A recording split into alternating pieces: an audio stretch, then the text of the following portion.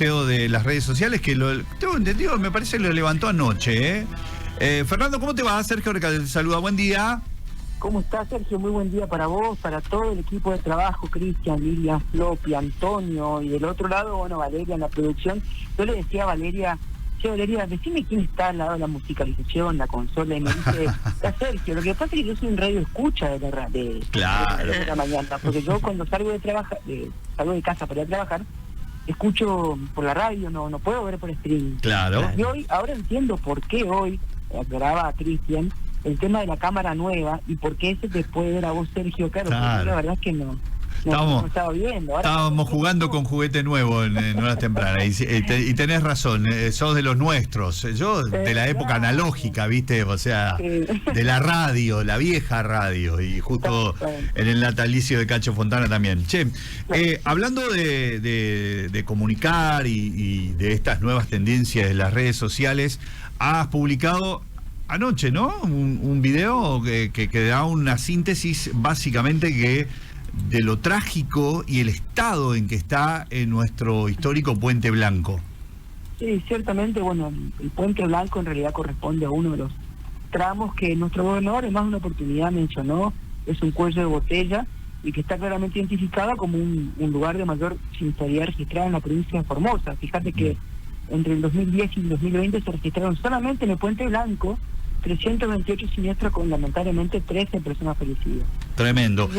Creo que tenemos el video, lo escuchamos, lo vemos primero, porque también estamos con los compañeros de Canal 3 y obviamente el canal 133 de Megacable en el digital, y después lo analizamos, ¿te parece? Pero perfecto, dale, Sergio. Dale, quédate ahí. A ver si tenemos el material de Fernando. Bueno. Ahí viene, ya tenemos ahí vamos a tener, decías vos, el video engloba básicamente una decisión política ya en 2020, 2021. ¿Cuándo se firmó el de la obra? La obra empezó a fines del 2021. A construirse, todos somos testigos porque vimos cuando empezó a construirse la obra de duplicación de calzada, que en realidad tiene una historia anterior. Ya la obra había sido comprometida en el 2014 con quien entonces era la presidenta Cristina Fernández de Kirchner. Después vino Macri, con su decisión también política frenó todas las obras prácticamente en Formosa, y entre ellas esa obra. Y bueno, después se reinició gracias a la gestión de nuestro gobernador en el 2021, a fines del 2021. Y bueno, lamentablemente después vino Milei y la obra se paró, digamos. Ahora sí lo tenemos al videíto, escuchamos, vemos y después analizamos eso, a ver. Hablamos, perfecto.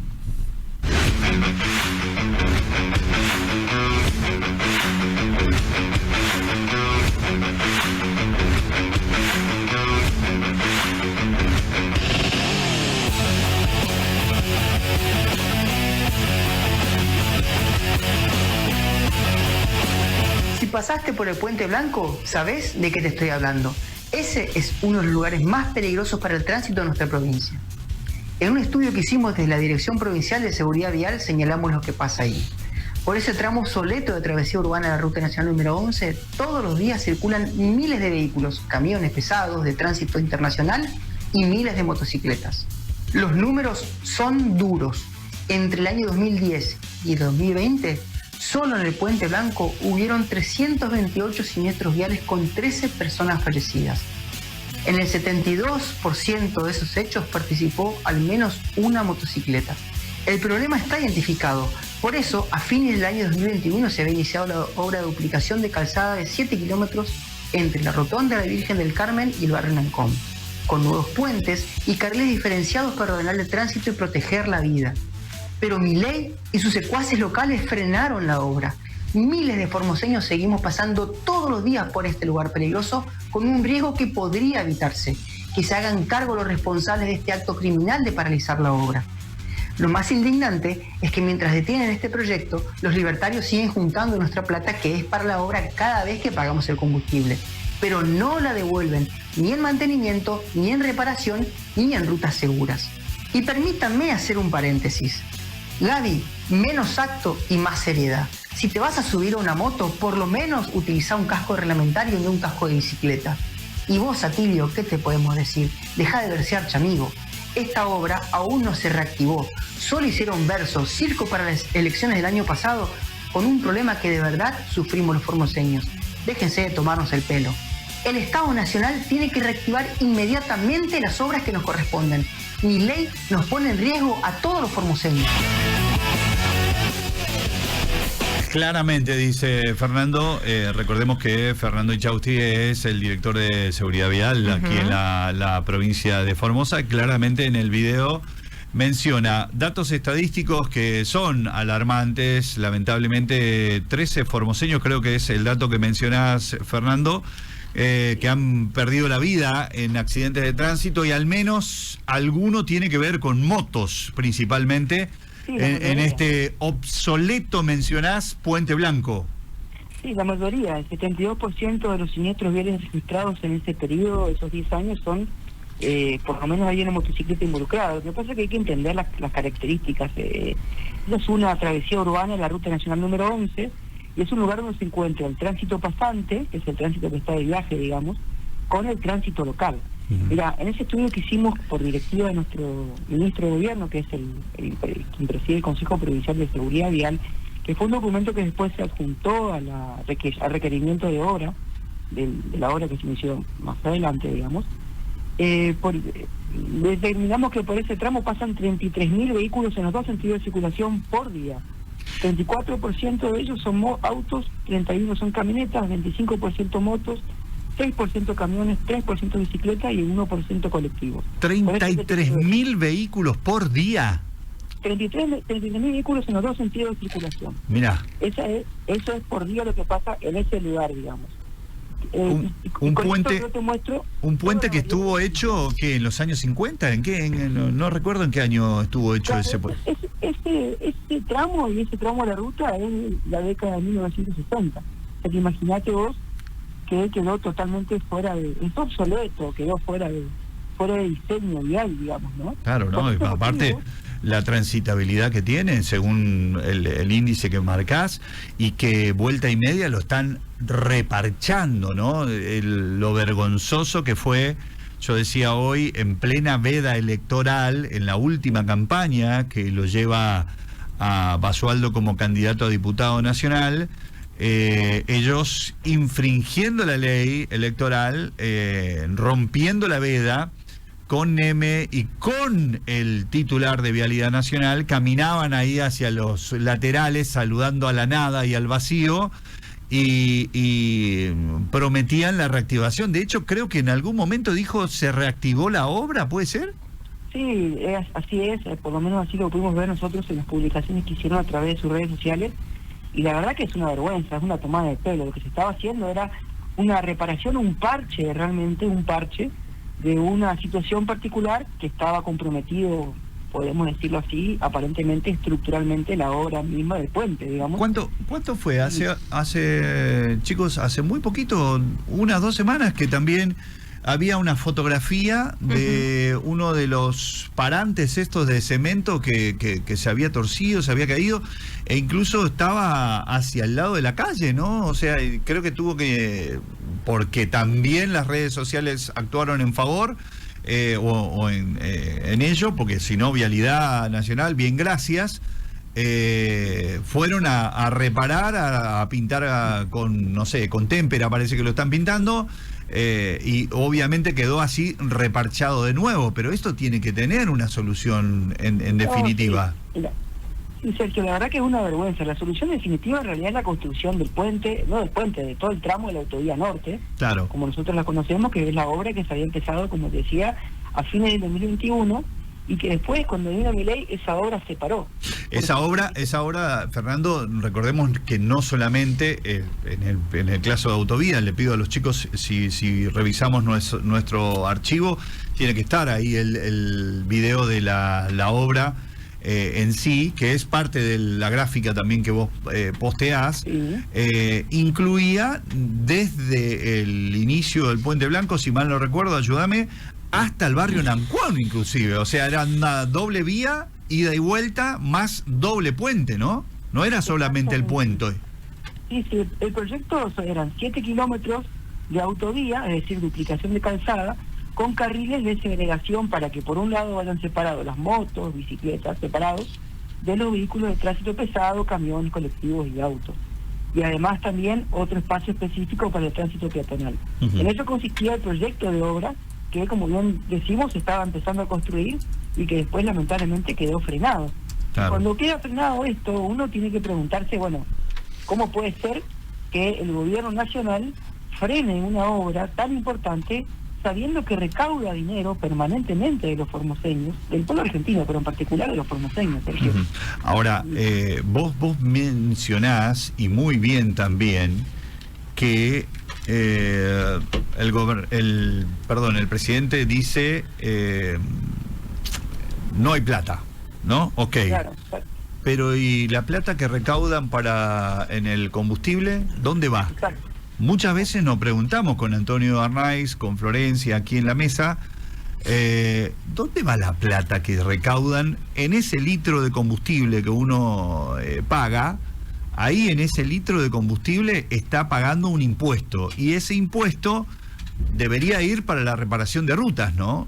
Bueno, Sí, no solamente la para construcción y la continuidad de esto, sino también la reparación de las rutas. Bueno, ¿dónde está la plata que debería ser? Y hace muy poco, también el año pasado, si mal no recuerdo, con pompas anunciaba el titular de Vialidad Nacional aquí que iba a terminar el puente sobre elevado, obra que no la gestionaron la oposición. De hecho, en la época de Macri fue también dada de baja y regestionada por el gobernador Infraín, se terminó en pandemia y se inauguró antes del 2023, si mal no recuerdo, y él decía que iba a terminar una obra que ya estaba inaugurada. O sea, en lugar de ponerle el esfuerzo y energía ahí, deberían poner la energía suficiente para reactivar esta obra que es indispensable, ¿no? Sí, a ver, cuando uno se pone a mirar, es una vergüenza porque es un circo tras circo, y seguramente para los momentos próximos a las elecciones algo van a inventar, algo van a hacer para poder justamente hacer como lo hicieron el año pasado, sacar algún rédito y confundir a la ciudadanía. Nosotros tenemos que lógicamente esclarecernos y entender, y acá es muy sencillo, uno tiene que ver los acontecimientos, cómo pasó, qué fue lo que pasó, que todos somos testigos cuando se empezó a construir y cuando se terminó la obra. Y después, por otro lado, lo que vos mencionabas, el dinero que aportamos los formoseños. O sea, claro. Mira, yo te voy a dar algunos números, porque esto también son datos objetivos. La ley de impuesto a los combustibles líquidos y de dióxido de carbono es la ley número 23.966, que cualquiera puede leerla, está en internet, en los distintos sitios oficiales, ¿no? Reiterame el número, por favor. 23.966 es la ley que habla acerca de los impuestos de combustibles líquidos y el dióxido de carbono. Ok. Y si uno mira en la página de Secretaría de Energía de Nación, por darte un dato, el año 2025 Formosa consumió 204 millones de litros de combustible, es decir, 17 millones de litros por mes.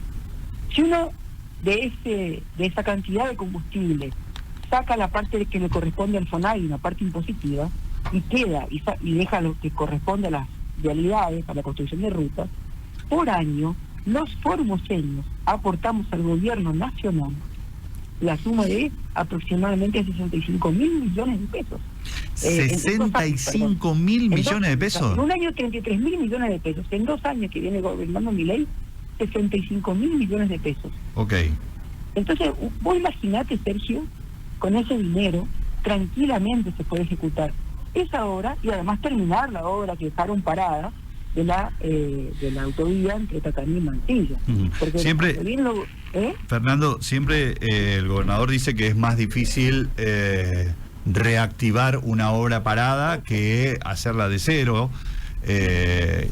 La verdad desconozco absolutamente los fondos, los presupuestos y cómo serían, pero yo creo que con 65.000 millones de pesos y por lo menos la baranda nueva le ponen, ¿no?